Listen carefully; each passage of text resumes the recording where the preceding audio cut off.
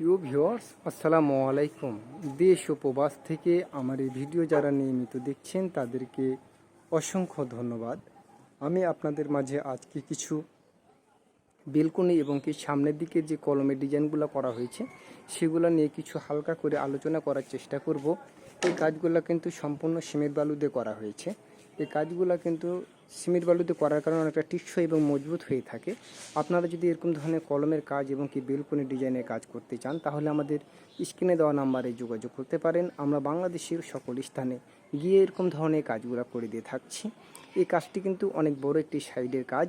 আমি আপনাদের ছোট্ট একটি ভিডিওতে অল্প কিছু ধারণ করার চেষ্টা করলাম। আপনারা যদি এটির